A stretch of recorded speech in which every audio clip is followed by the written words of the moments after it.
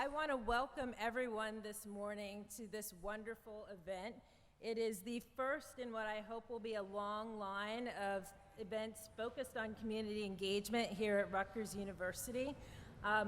One of the things that we wanted to do in terms of a hallmark for this event is to make sure that we had community partners involved. And so Jazz for Prostate Cancer is a group that I've been working with for the last 4 or 5 years.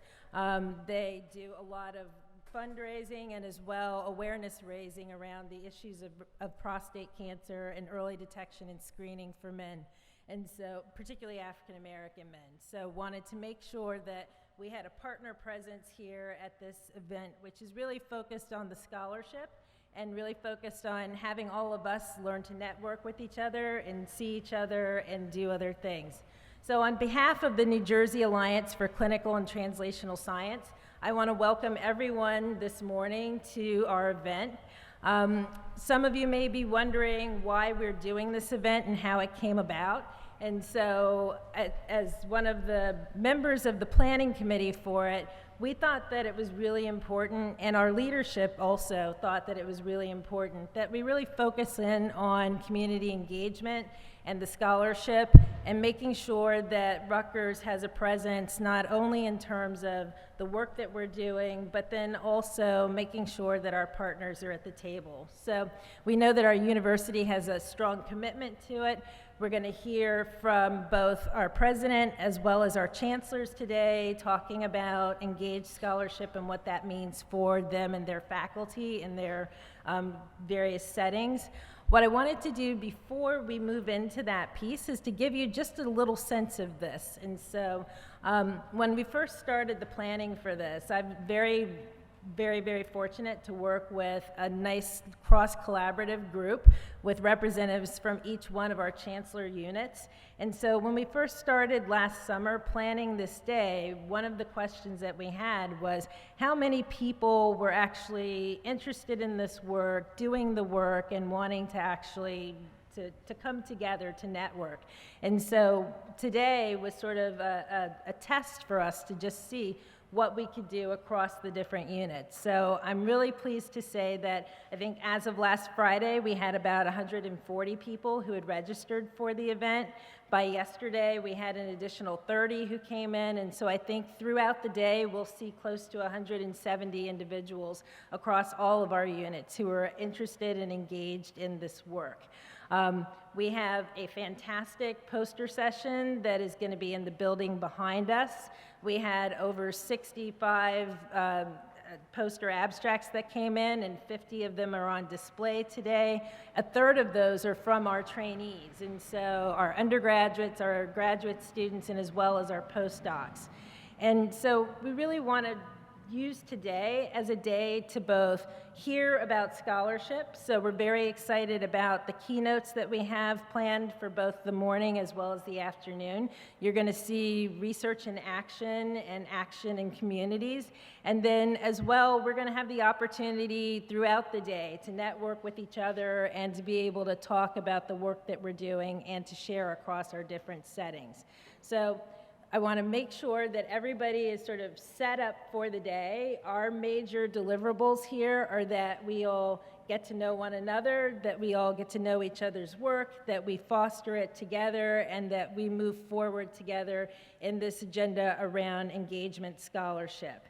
So one basic thing in terms of logistics, I think many of you may have seen all of our registration tables. As you have questions, feel free to reach out to any of our staff members who are working the event at the tables.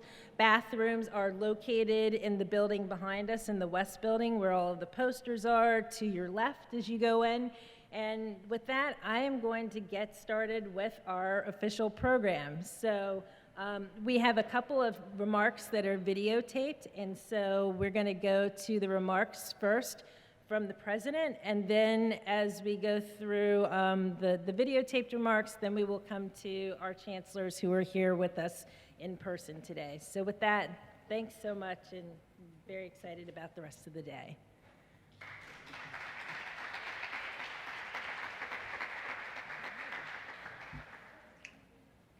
Thank you for the opportunity to offer a few words. I appreciate you all for investing your time and energy today. I'm sorry I'm not able to join you in person. If you look at how the Carnegie Foundation defines community engagement, it talks about collaboration that achieves the mutually beneficial exchange of knowledge and resources in a context of partnership and reciprocity. What does that mean? To me, it's about a two-way exchange of information, ideas, and expertise. It's about shared decision-making, both sides listening, all partners contributing. I'm so proud that Rutgers, Camden, Newark, and New Brunswick are all Carnegie classified as community engaged institutions. When I speak about the relentless pursuit of academic excellence as a touchstone of my administration, publicly engaged scholarship is an absolutely essential component of that pursuit. When it's done well, publicly engaged scholarship can improve the lives of individuals and families in our host communities and those well beyond the boundaries of the university. This is an exciting time to be at Rutgers. The research productivity of our scholars is breathtaking, and I'm convinced the pace of that productivity is only accelerating. You are securing grants that have and will continue to change the world. But keeping up this pace takes hard work and teamwork. Our vision of a culture that continually supports academic excellence can only succeed with supportive relationships between and among all of us, Rutgers faculty, staff, students, and our broader community. Today's symposium explores our growing research impact and scholarship in service to the common good. We know the challenges are great. Communities are struggling. Society is fraying. The pandemic has exposed health and income disparities. The impacts of climate change are beginning to do the same. Every day at Rutgers, we are addressing the most difficult societal challenges through research, through advocacy, and through the education of future leaders. In that vein, we are all community builders and connectors.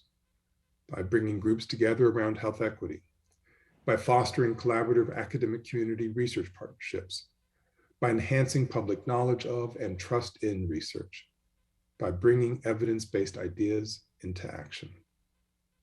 Today offers you a chance to connect and collaborate. There is so much knowledge and wisdom and insight in this room. I encourage you to meet people from other disciplines and campuses. I know you can and will learn from each other.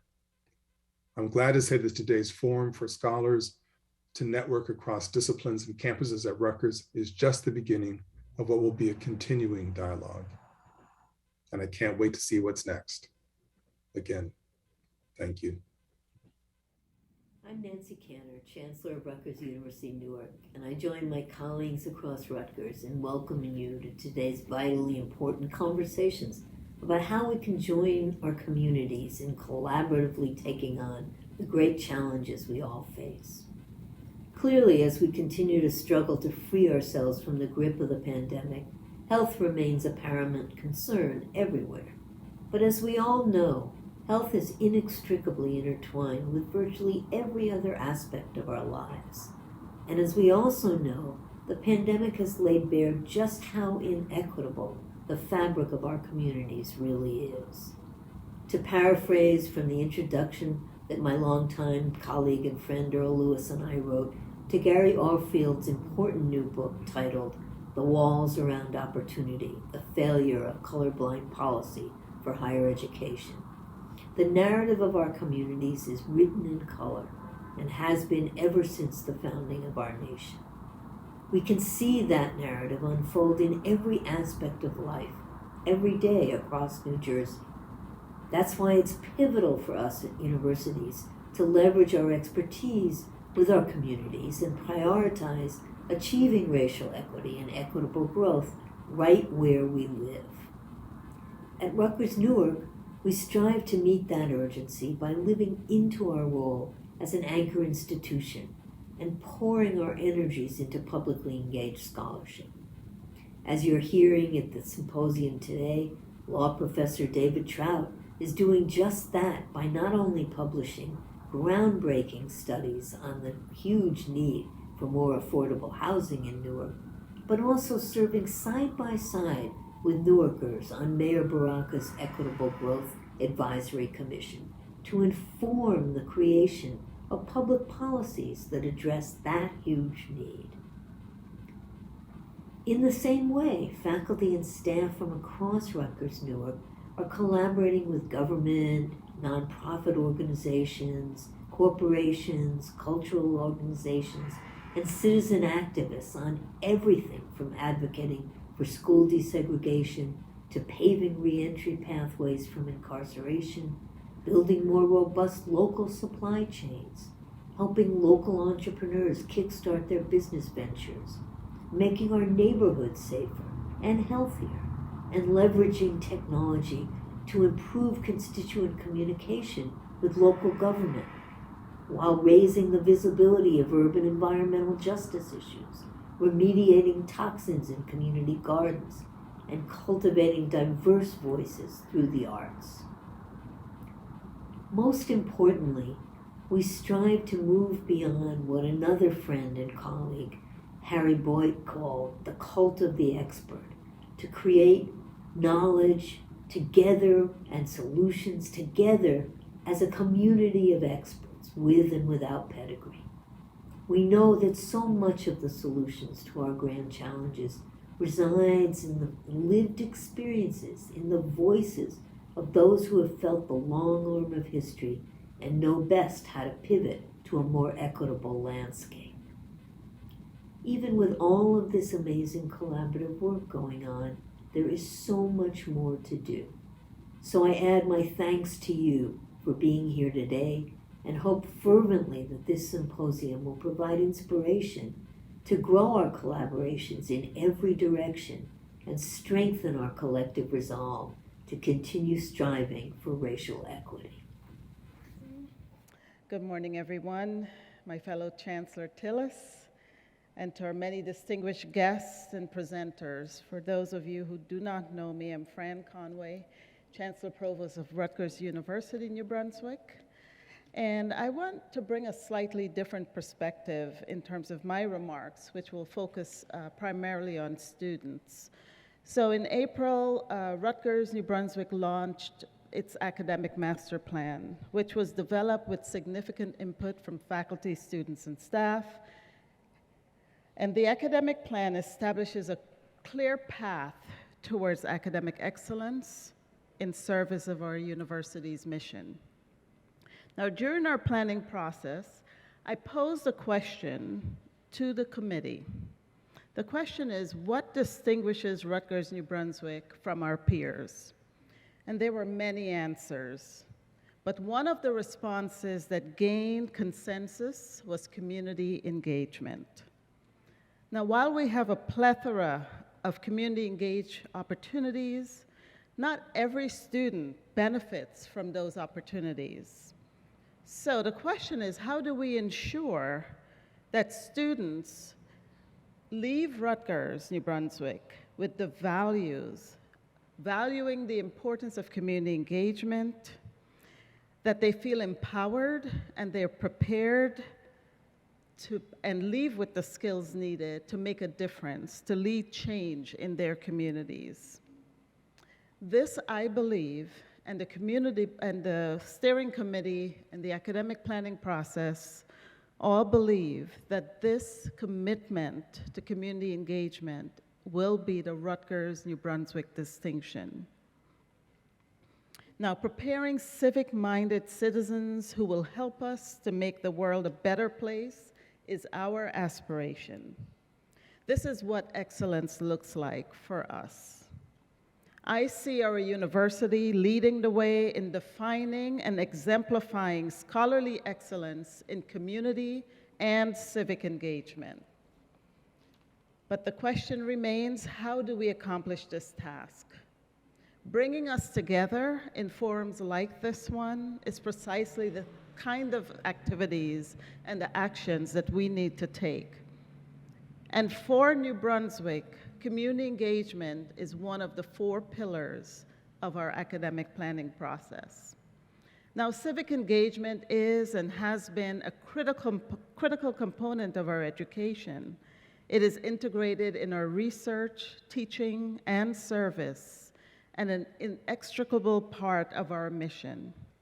It provides a path towards appreciating our differences, restoring civil discourse, and working in service of the common good. It also prepares our students for success by giving them high-impact, real-world educational experiences that offer them the deep satisfaction of serving the public good.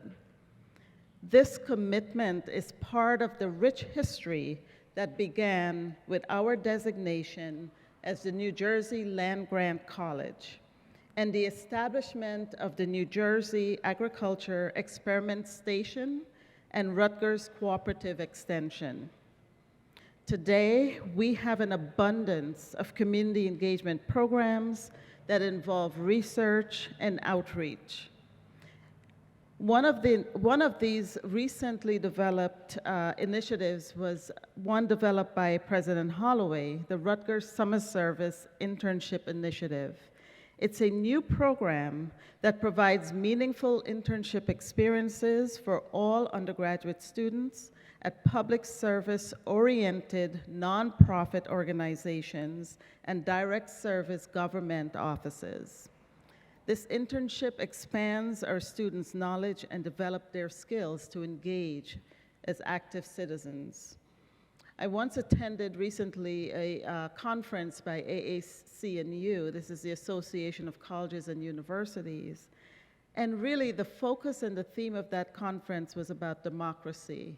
And when we look at what's happening today, we have to ask ourselves as academic institutions, are we preparing our citizens to make good decisions, to care about the community, and to give back? Are we educating them for democracy? Now, while we have many existing programs at Rutgers, my focus in the coming year will be on putting resources, investing resources in accomplishing our community-engaged mission of our academic plan. My office has already convened a group of faculty who will work to define and establish metrics that will become the hallmark of community-engaged scholarship. It's one thing to say we value community engagement, but it's quite another to make sure we reward community-engaged scholarship and teaching in our processes and policies. We will invest resources to create a New Brunswick hub for engaged scholarship that coordinates and leverages our collective research and data analytics strengths, breadth and depth of community-engaged scholarship that builds mutually beneficial research relationships with our community and evaluates our impact. A lot of good intentions can go into the work that we do, but if we're not impacting our communities in a positive way, if we're not moving the needle and making a difference, then what are we really doing? And so we will put a lot of effort in looking at making an impact, changing the world, changing New Jersey, changing our local communities, all for the better. I look forward to today's discussion and to bring lessons learned today in implementing our own goals here in New Brunswick. Thank you. I am Antonio Tillis. I am the Chancellor of Rutgers University Camden, where we are celebrating 10 years of community-engaged scholarship through our Office of Civic Engagement. During the past 10 years, we have seen many initiatives come to fruition as a result of having instituted that office some 10 years ago. In 2015, the Carnegie Foundation selected Rutgers Camden to receive the Community Engagement Classification, and as President Holloway mentioned, all 3 of our chancellor-led units that have undergraduate programs are now such classified.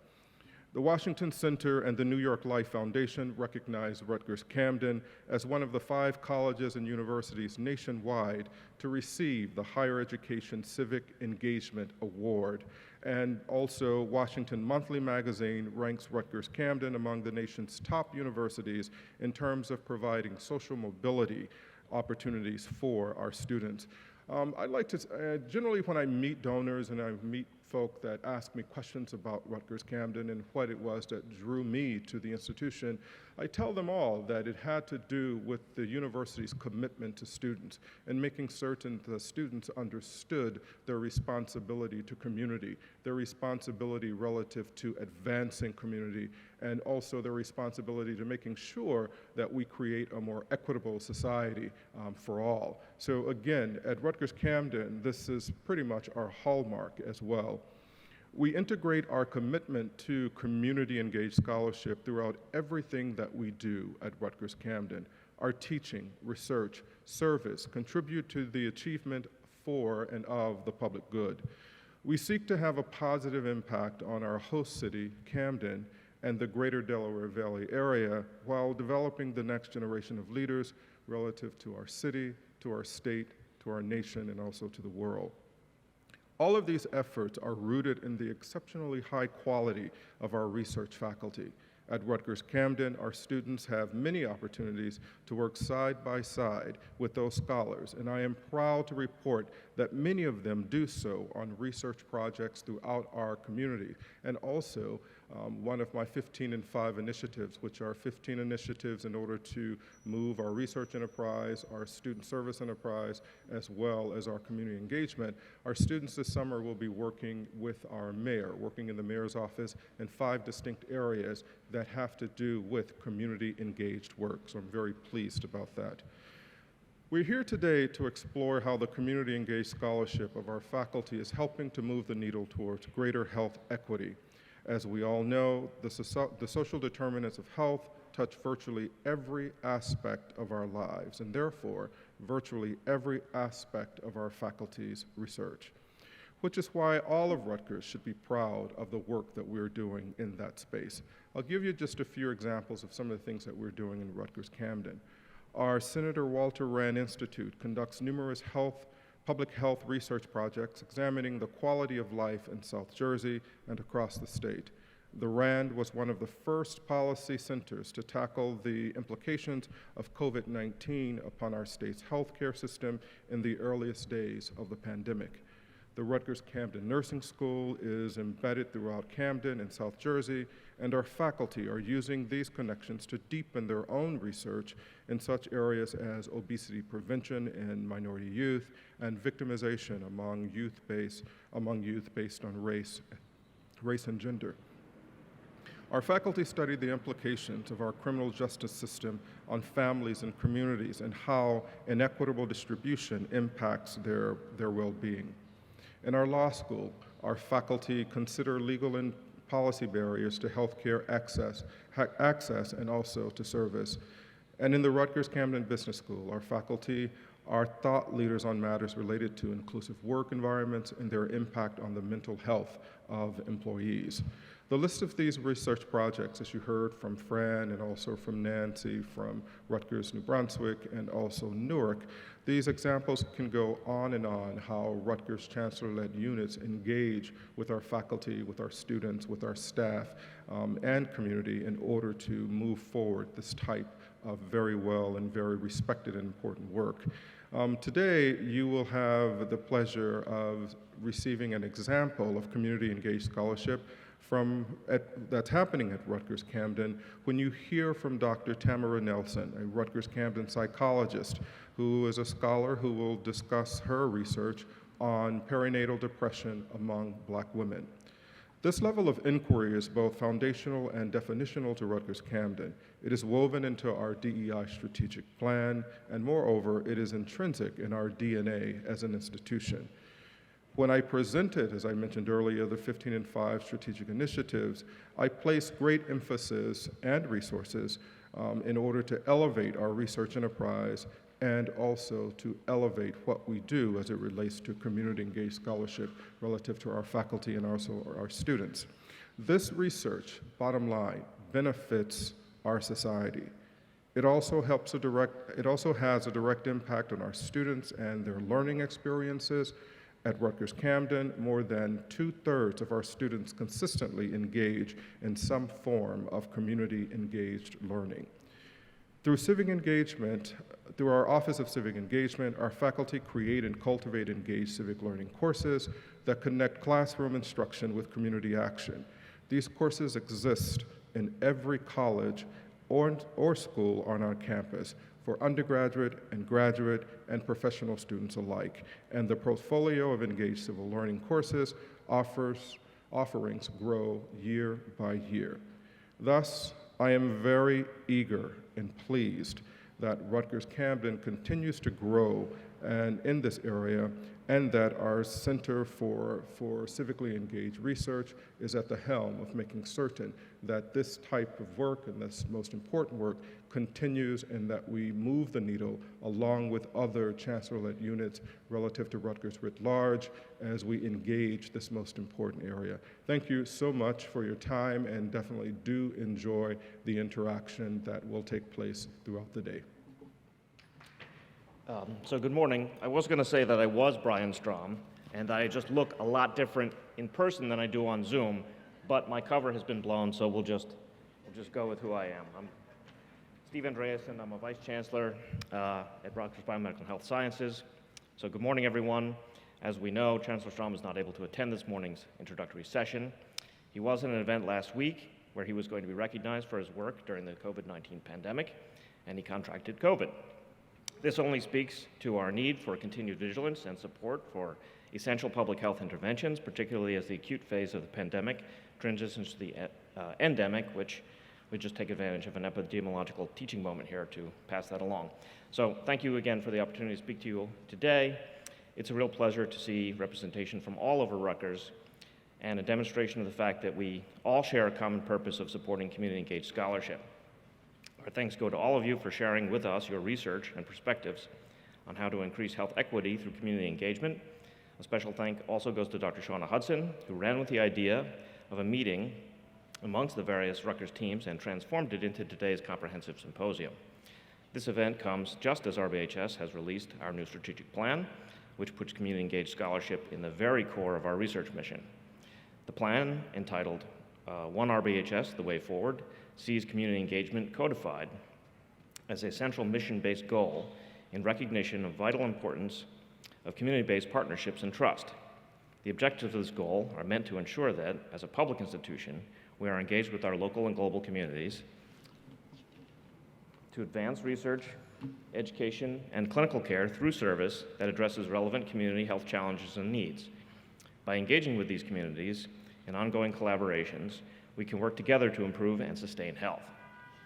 A current example of this work is Dr. Hudson and her team's approach on NJ Heroes 2. NJ Heroes 2 has three major objectives: to better understand COVID-19 testing patterns among underserved and vulnerable populations, to strengthen the data on disparities in infection rates, disease progression, and outcomes, and to develop strategies to reduce the disparities in COVID-19 testing. From the outset of this NIH-funded program, our Rutgers team, knowing that community engagement begins with trust, partnered with 22 community health organizations to co-design the study. The team focused their efforts on the Black and Latino communities disproportionately affected by COVID-19 in Essex, Middlesex, Passaic, and Union counties. Rutgers researchers are working with community organizations to understand the best way of communicating the importance of being tested and facilitating COVID-19 at-home self-testing. Another intentional feature of this project is the inter-university collaboration between the four chancellor-led units. We are at our best when bringing together the unique strengths, experiences, and resources of each of these units. Our continued collaboration is crucial to helping reduce health disparities in our state and ultimately realize a healthier New Jersey. In closing, we hope that this one idea stays with you as you return to your work. Scientific rigor and community engagement may be different concepts, but they can, and to best fulfill our missions, they must complement each other. Today's event is a celebration of scientific rigor and human relationships, and how leveraging the best of both can bring our communities closer together and result in a healthier and more equitable society. Thank you.